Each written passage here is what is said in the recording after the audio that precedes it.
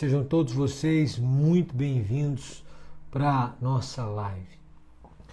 O tema da nossa live é um tema de suma importância.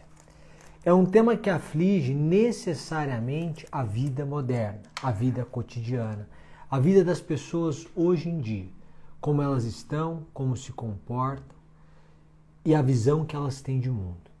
Eu digo que nós fomos criados para um mundo que não existe.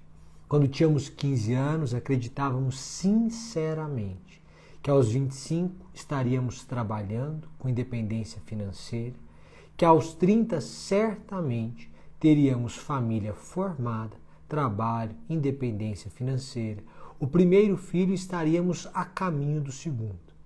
Esta foi a criação ou a visão de mundo entregue à nossa geração, quando tínhamos 12, 13, 14, 15 anos.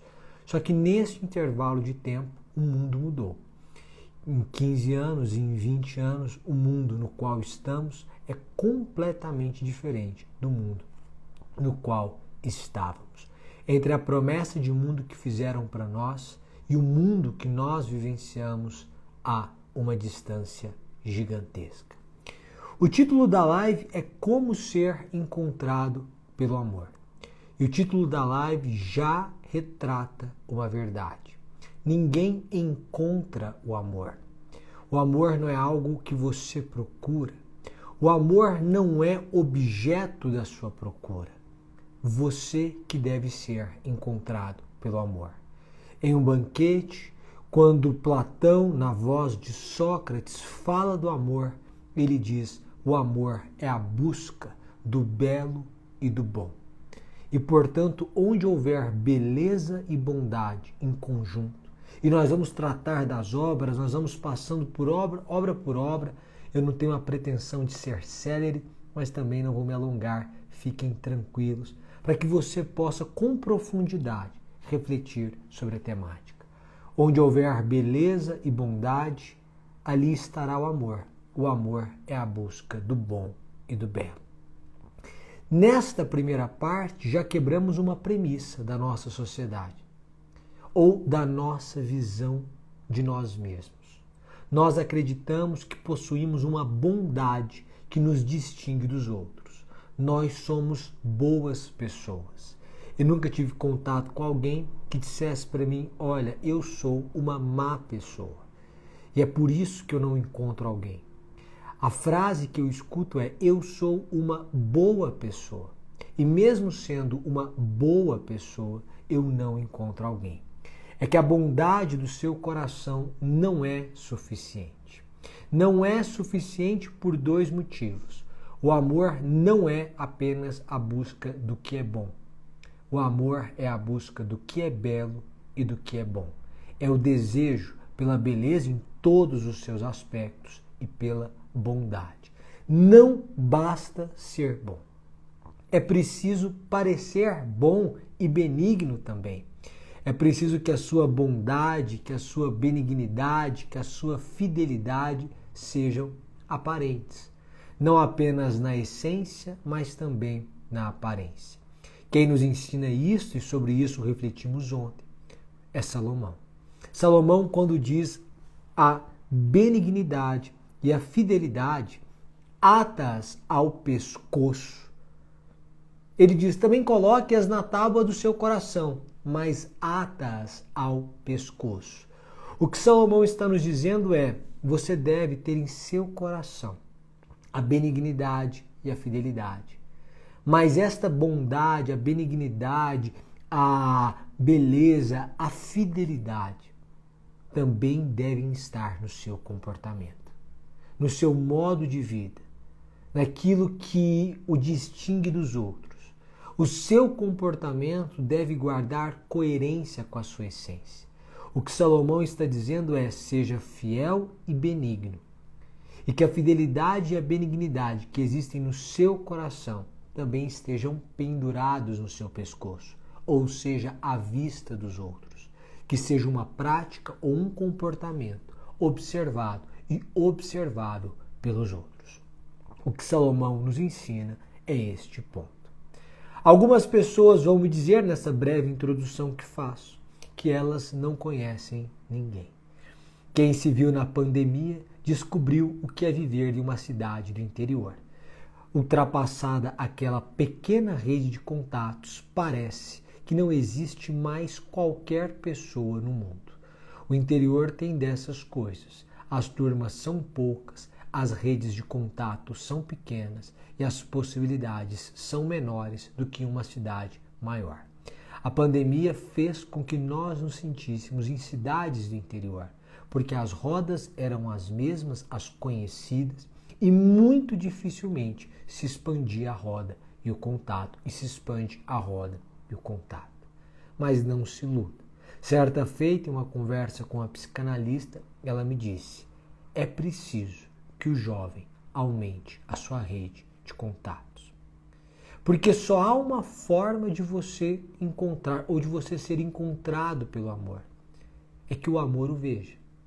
Se o amor não ver você, se não o ver, não se engane. Você não será encontrado por ele. O amor, para encontrá-lo, precisa vê-lo.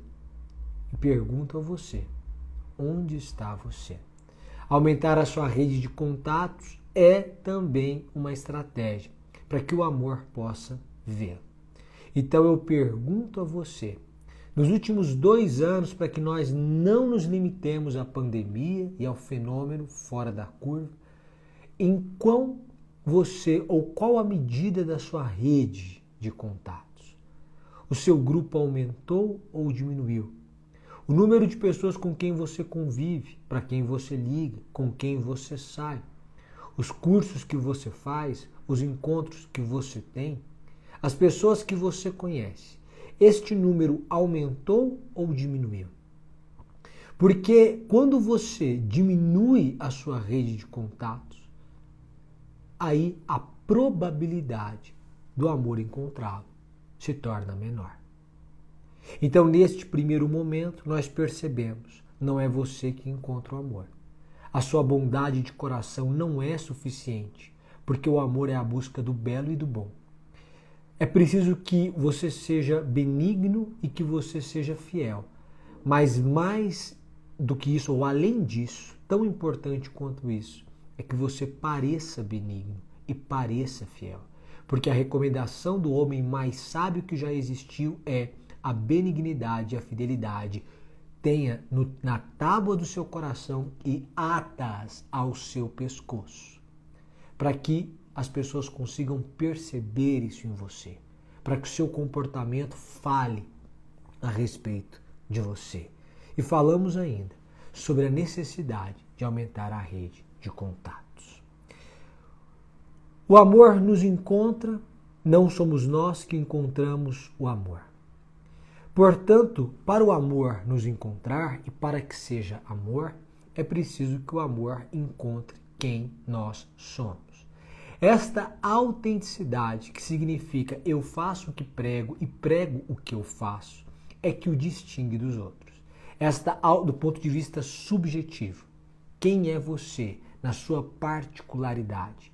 E existem pessoas parecidas com você, não se engane. Quando eu digo para você aumentar a sua rede de contatos, isso significa que você pode sair. E você pode ir a diferentes eventos, diferentes locais, diferentes jantares ou festas. Mas em todos eles, seja você. Por quê? Porque aquele comportamento ali que revela quem você é, faz com que uma pessoa que se pareça com você ou que sinta atração por pessoas como você, se sinta atraída por você. Quando você está em um lugar que não é o seu ambiente de praxe, em que você não se sente confortável, você não precisa fingir-se confortável. Porque neste fingimento há uma inautenticidade que o iguala aos outros e que faz desaparecer quem você é. É a história da pessoa que não tem o costume de ir à boate ou à balada e vai. E quando chega lá, não tem o costume de dançar, então fica mais quieto, mais comedido, não se sente à vontade. Outro vai e se sente super à vontade, se sente em casa, para ele aquilo é um segundo lar. Quem está certo? Os dois estão certos. mas as pessoas que se sentirão atraídas por um ou pelo outro serão diferentes. Mas serão justamente as pessoas que com eles combinam. Não tenha vergonha daquilo que o distingue. Aumentar a rede de contatos não é se desnaturar. Não é perder a sua essência. Porque ao perder a sua essência, você perde a sua credibilidade. O que torna onde está o charme, a atração? Na autenticidade, certamente. Mas também no desejo de subir. Entenda, depois nós vamos passear pelas obras. Ninguém tem por projeto de vida descer. Não é o projeto de vida de ninguém falir. Não é o projeto de vida de ninguém descer um nível no patamar socioeconômico, cultural. Ninguém tem por objetivo viver um padrão de vida pior do que os seus pais. Ninguém objetiva conhecer alguém que vai conduzi-lo a uma esfera cultural abaixo da sua. Ninguém. O objetivo das pessoas, por menor que seja a ambição delas, é se manter no patamar em que estão. Ninguém tem por objetivo cair. Mas a maioria esmagadora das pessoas tem por objetivo subir. Pessoas ambiciosas, na medida saudável da ambição, que querem crescer por um meio lícito e legítimo, são pessoas atraentes. Tudo aquilo que você ouviu sobre mediocridade de sonhos, sobre o caminho seguro, porque afinal de contas você não irá sofrer, produziu alguém que tem tudo o que precisa e nada do que quer. É a história da frustração da pessoa que está casada, tem um trabalho e tem uma roda. E então as pessoas olham e dizem, ela não é sozinha, ela tem companhia e ela tem um trabalho, independência financeira. Mas o trabalho não é o que ela quer, a pessoa com quem ela se casou não é com quem ela queria se casar. E a roda com quem ela sai não tem nada a ver com ela. Ela tem tudo que precisa, ou do que precisa, e nada do que quer. E isso produz frustração. Essa mediocridade do pensamento, esta sua rebelião aos seus sonhos, esse abandono dos grandes projetos, para evitar frustrações, está produzindo frustração. Se você quer se tornar uma pessoa interessante, aumente o tamanho dos seus projetos. Gente que sonha muito, gente que sonha alto, gente que sonha de forma ousada. É gente interessante. Gente que quer chegar longe, que traz um brilho nos olhos, é gente que atrai. Pessoas que têm uma mente pequena, que têm uma ambição pequena, pessoas que não querem crescer, pessoas que pregam uma mediocridade como caminho de segurança, são pessoas que não são interessantes, não são atraentes e que, portanto, não são encontradas pelo amor, porque o amor é a busca do belo e do bom. O amor é a busca do belo e do bom. Não se iluda. Não empregue frases de autoajuda como um método de autoengano. Para você dizer, não é assim. Não é assim.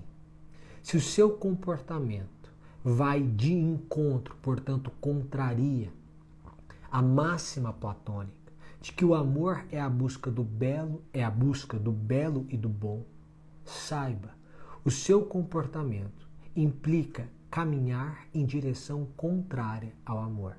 Você não será encontrado pelo amor. O amor é sempre a busca do belo e do bom. Da beleza e da bondade. A beleza em todos os seus aspectos. Em todos os seus aspectos nós falaremos sobre isso. Agora, é preciso que você, por um momento, esqueça que você é você.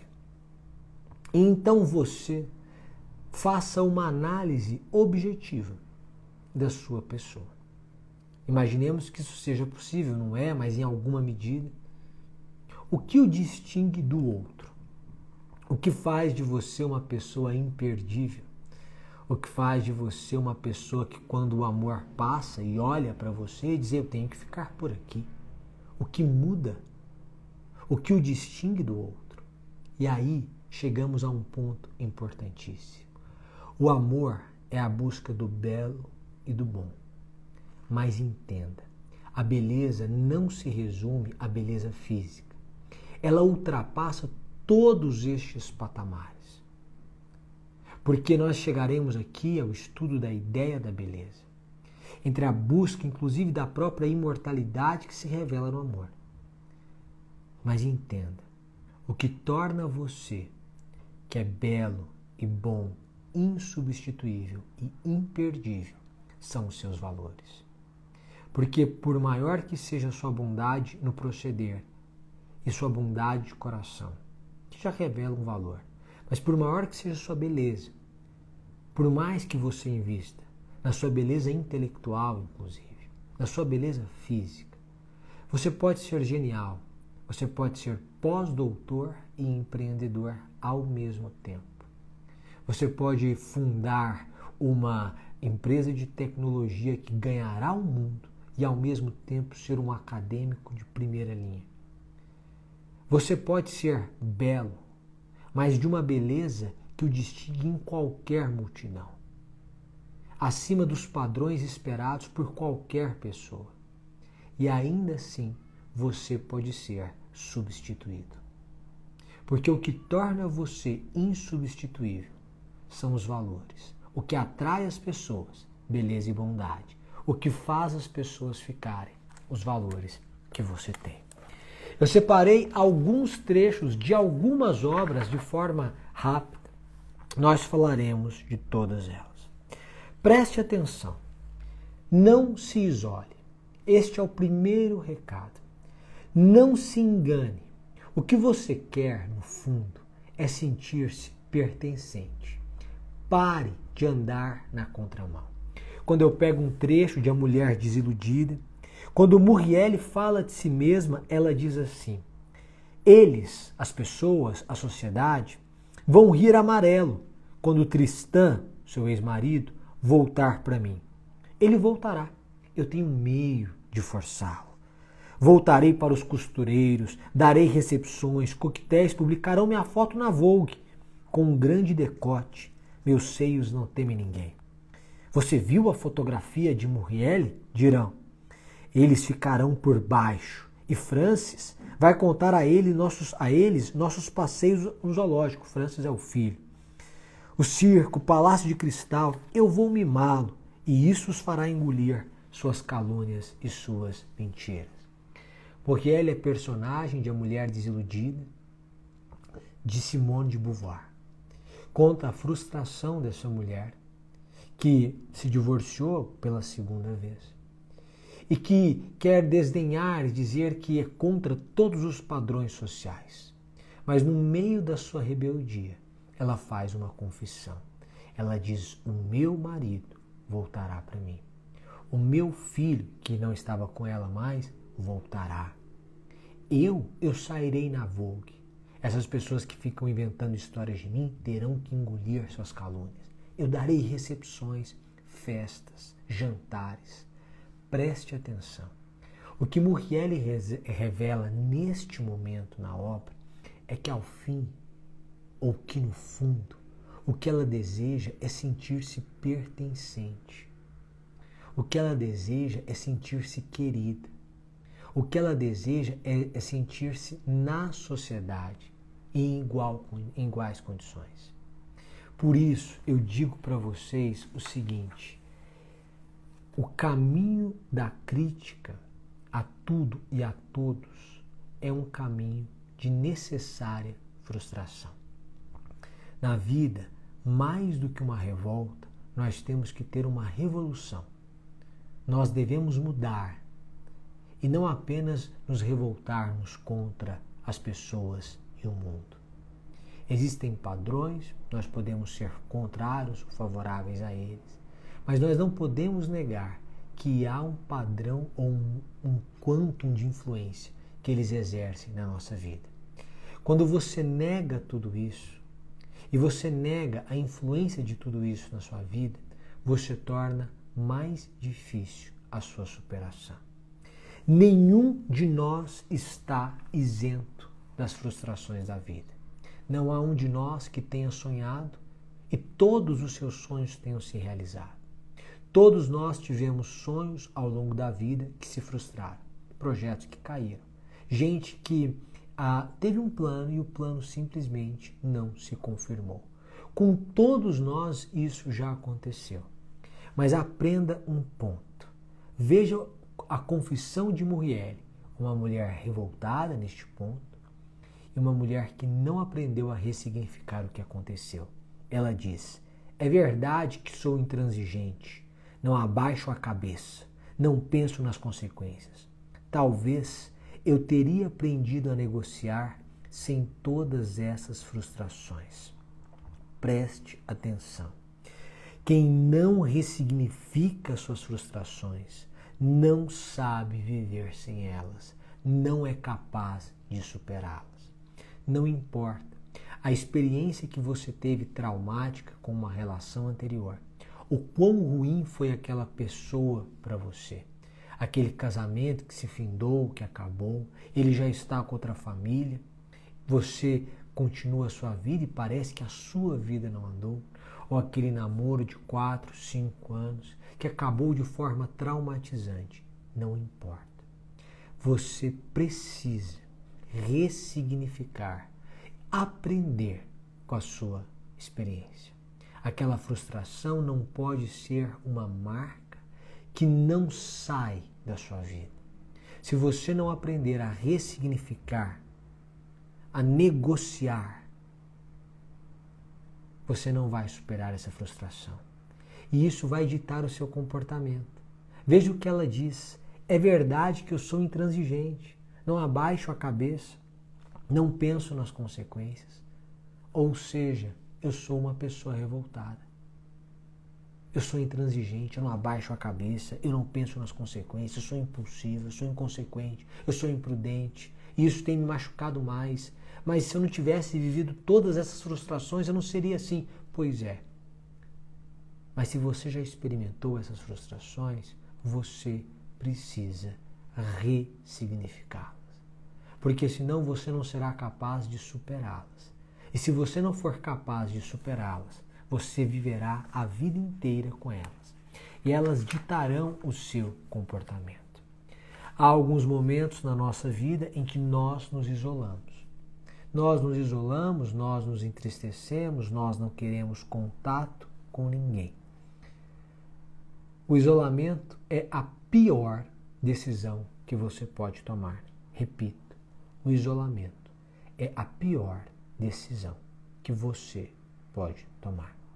Uma coisa é a solidão de tempos em tempos, para usar a expressão de Beauvoir, você entrar no seu quarto, ler o seu livro, passar um sábado sozinho em que você ouve música, escreve, pensa, reflete. Outra coisa é viver sozinho. Não é possível. O homem é um ser social. E um trecho, Muriel diz assim: mas é dia de ano novo, estou sozinha, me torturo. Ninguém nunca pensa em mim. É como se eu tivesse sido apagada do mundo. Como se eu nunca tivesse existido. Será que eu existo? Veja o que o isolamento pode provocar em alguém. É possível passar o ano novo sozinho. É possível não receber uma mensagem direta, pessoal, de Feliz Ano Novo. É possível entristecer-se em datas comemorativas, como o Natal, o Ano Novo, o seu aniversário. É possível que sexta-feira seja o pior dia da sua semana, porque é o dia que lembra a miséria da sua solidão. E isso tudo começa com o seu isolamento. Você que se nega a aumentar a sua rede de contatos, você que se nega a ter ambição, você que se nega a viver com autenticidade, você que fica praticando o auto-engano sempre, e vai ao contrário do que ensina Platão e nega que o amor seja a busca do que é bom e do que é belo, da beleza e da bondade. E então você se percebe isolado, sem perspectiva, sem ninguém, e tem o sentimento de Muriel. É como se eu tivesse sido apagado do mundo, como se eu nunca tivesse existido. Será que eu existo? É a pergunta de Muriel. Será que eu existo? Agora entenda um ponto. É preciso ser flexível. O psicanalista Marco Aurélio Lobo me dizia assim: foque nos defeitos. Porque são os defeitos da pessoa que tornam a vida insuportável. Alguns defeitos, para nós, são suportáveis e nós aprendemos a conviver com eles. Mas outros defeitos, para nós, são insuportáveis e nós não conseguimos conviver com eles. Para outras pessoas, os defeitos insuportáveis são diferentes daqueles que o são para nós. Pois é, as pessoas são diferentes. E você não pretende que o amor encontre você e que dezenas de amores encontrem você. Você pretende que o amor o encontre. E para o amor encontrá-lo, é preciso que haja essa identidade de visão de mundo, ou pelo menos uma flexibilidade passível de ajustes.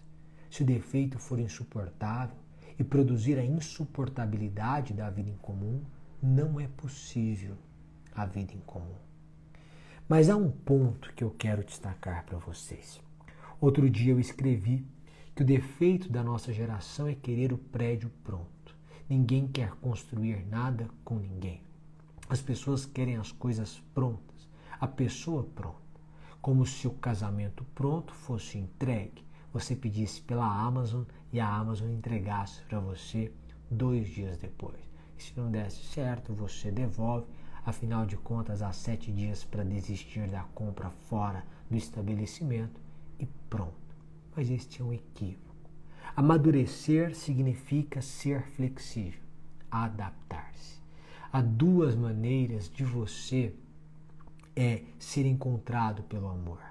A primeira é aumentando a sua rede de contatos. A segunda é diminuindo determinados filtros. Porque alguns filtros são inteligência, são cura, evitam dores. Outros filtros são uma rigidez própria da imaturidade. O que eu digo aos senhores é: jamais coloquem filtros que sejam incapazes ou sejam impossíveis de serem superados. Jamais estabeleçam filtros que uma pessoa não conseguirá, em hipótese alguma, superar.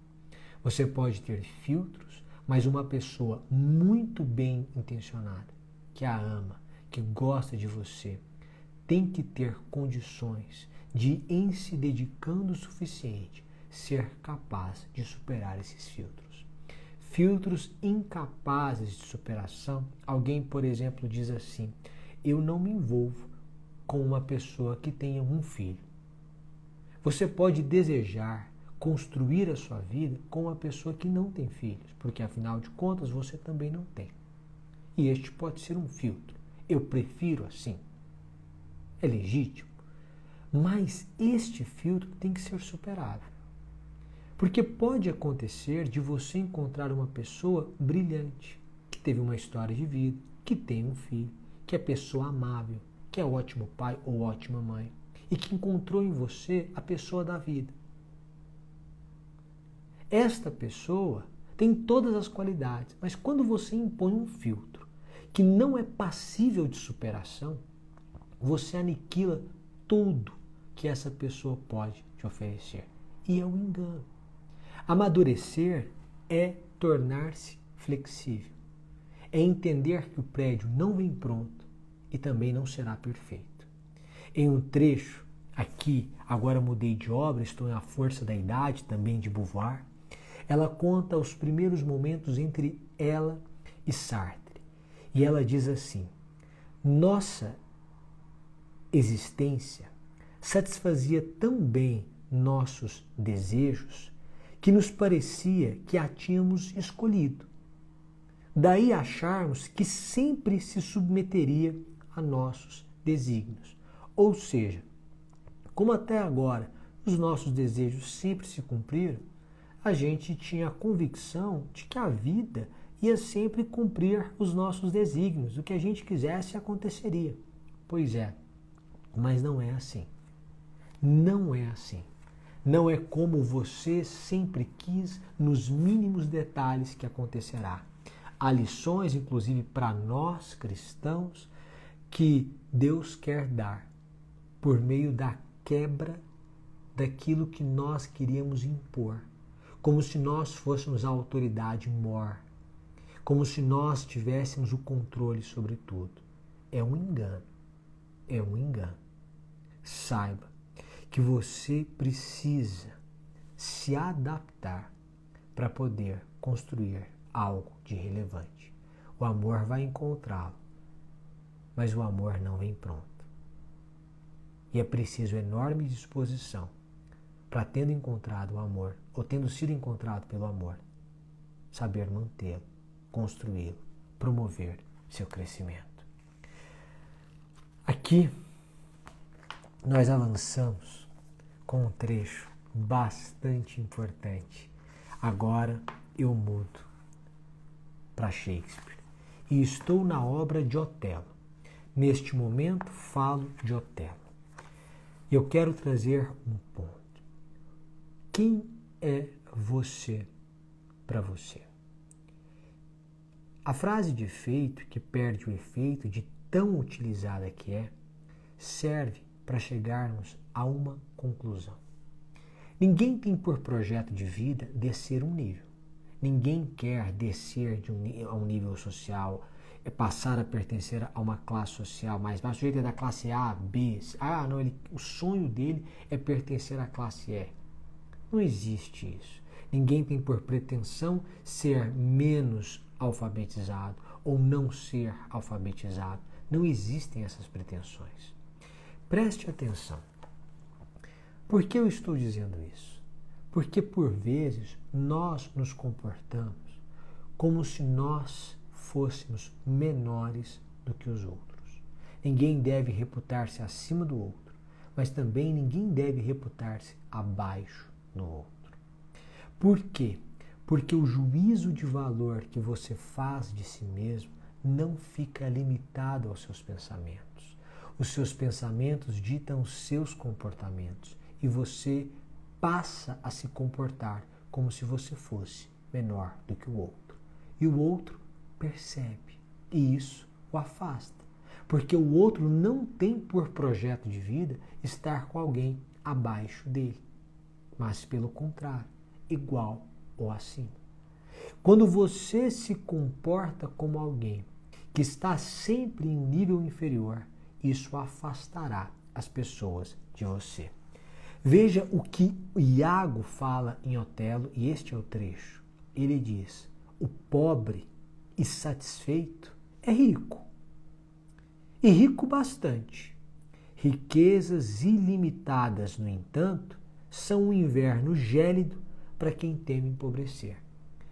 Quem é satisfeito, quem se enxerga como igual, é rico o bastante.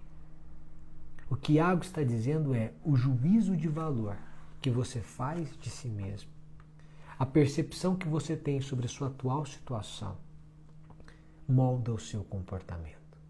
Se você se acha uma pessoa de igual nível às pessoas que você conhece, então o seu comportamento será de igualdade. Mas se você se colocar numa posição abaixo, não se engane. Não é só o seu pensamento e você fica calado e não revela aos outros que você se sente abaixo.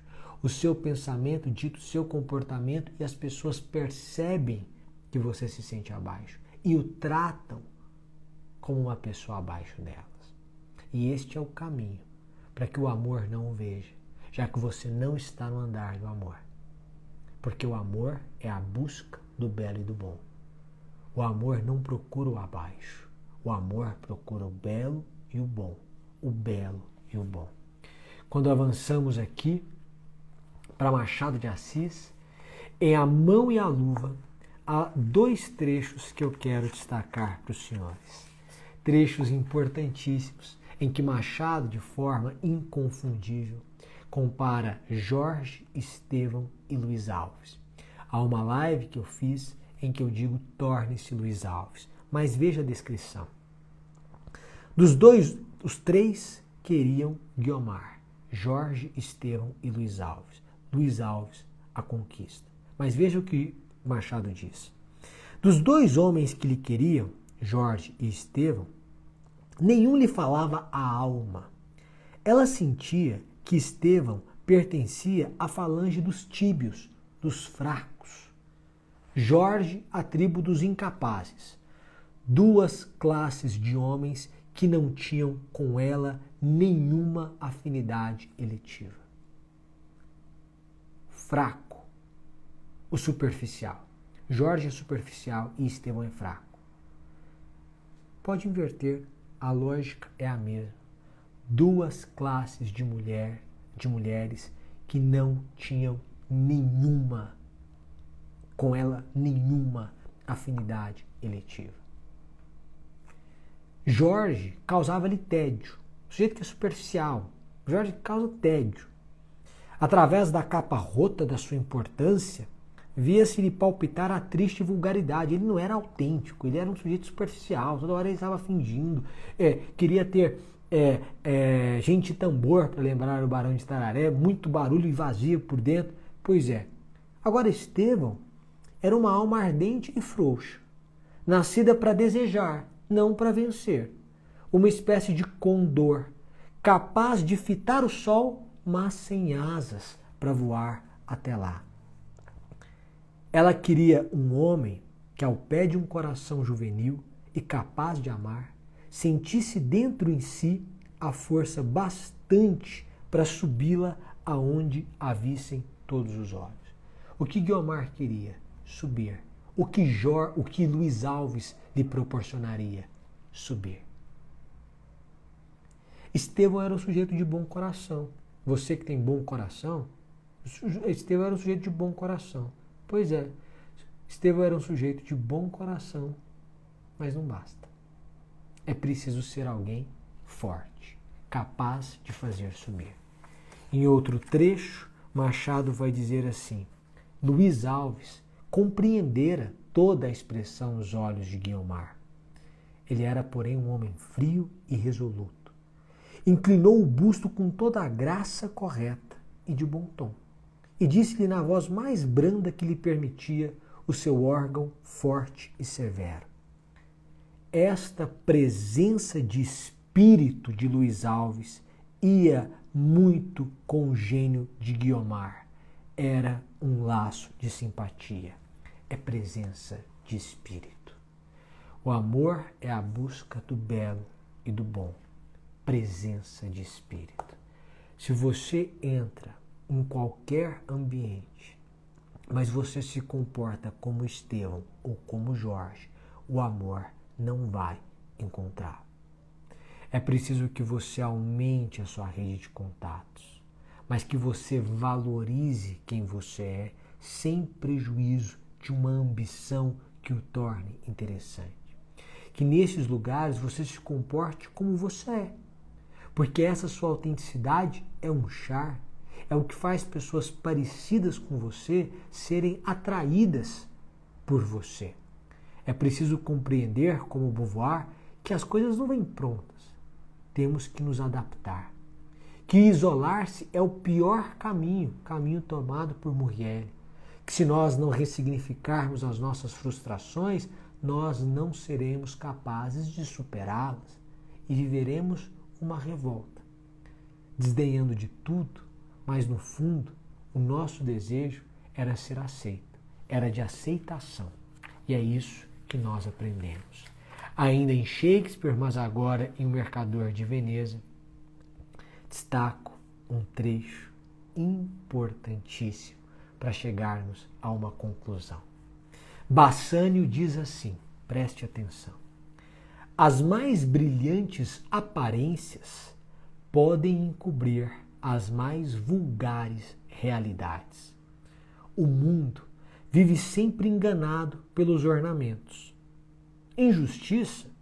Qual é a causa impura e corrupta a que uma voz persuasiva não possa, apresentando-a com habilidade, dissimular o odioso aspecto? Em religião, qual o erro detestável que não possa, santificado por uma fronte austera e apoiada em textos adequados, esconder a grosseria debaixo dos belos ornamentos? O mais simples dos vícios sempre se apresenta sob os aspectos da virtude. As mais brilhantes aparências podem encobrir as mais vulgares realidades.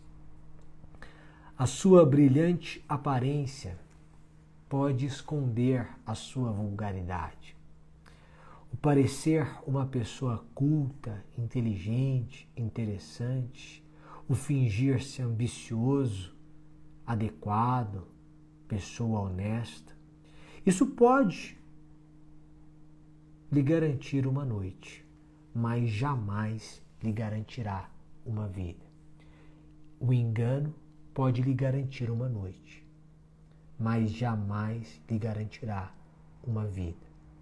E nós estamos aqui falando sobre o encontro da paixão, sobre ser encontrado pelo amor e não simplesmente ser encontrado pela paixão. Para encerrar com o banquete de Platão, Diotima e Sócrates conversam. Diotima pergunta: numa palavra, pergunta a Sócrates, podemos então dizer que o amor é o desejo de possuir sempre o que é bom? Sócrates diz: exatamente. Que método devem praticá-lo os que buscam o que é bom? É a criação da beleza segundo o corpo e segundo o espírito. E aí ele continua: todos os homens desejam procriar segundo o corpo e segundo o espírito. A união do homem e da mulher nada mais é do que procriação. E nesse ato há uma coisa de divino. A procriação e o nascimento são coisas imortais em um ser mortal. Porque é algo de divino. Criar um ser vivo é algo de divino. É algo de imortal produzido por um mortal. Tal ação, porém, não se realiza no que é desarmonioso. O feio está em completa desarmonia com o que é divino. O amor consiste no desejo da posse perpétua do bem, donde resulta que o amor é também o desejo de imortalidade. E aqui Platão vai dizer o seguinte: veja você que a beleza não se limita à beleza física. E há no ser humano um desejo de imortalidade. Quando o poeta escreve sua poesia, ele procria. Ele cria algo imortal. As suas palavras persistem. É por isso que na Academia Brasileira de Letras nós chamamos os seus membros de os imortais. Então dizemos, por exemplo, que Machado de Assis é um imortal, porque o que ele escreveu é imortal. Houve algo de imortal na sua produção. Todo homem atua em busca de uma imortalidade. E essa imortalidade se revela na procriação, não apenas da espécie, mas na procriação dos pensamentos, das virtudes, das ideias, nas invenções. Por isso é tão bom criar, ser mais criativo. O homem que constantemente evolui na busca do belo encontrará a beleza absoluta que é a divina, que é a única capaz de dar-lhe imortalidade. Quando nós falamos que o amor é a busca do belo e do bom, e aí retomo para encerrarmos, quando nós falamos que o amor é a busca do belo e do bom, nós estamos dizendo que o amor busca a bondade e a beleza, mas a beleza em todos os seus aspectos. A beleza física, a beleza intelectual, a beleza espiritual, a beleza de caráter, a beleza. O amor é sempre a busca do belo e do bom. Para que você não saia o mesmo que entrou desta live, é preciso que você, quando nós encerrarmos aqui, passe a refletir. O que o distingue do outro, objetivamente falando, porque o amor deve encontrá-lo. Você tem sido então essa beleza e bondade, e beleza em todos os aspectos, não apenas física, mas também o amor é a busca do belo e do bom. Você tem aumentado a sua rede de contatos para facilitar o encontro. É preciso, você tem valorizado quem você é, são os seus valores que o distinguem. Quando você está em outros ambientes ou em diferentes ambientes, você se sente um igual. São essas perguntas que você deve fazer.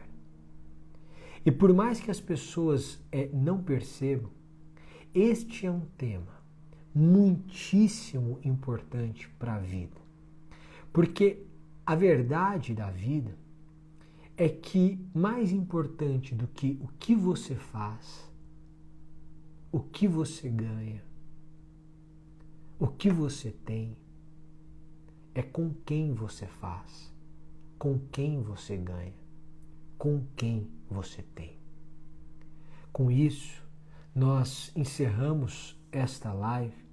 Eu agradeço a presença de todos vocês. E eu sempre peço, se possível, que você compartilhe essa live nos seus stories e me marque. Eu fico muitíssimo agradecido.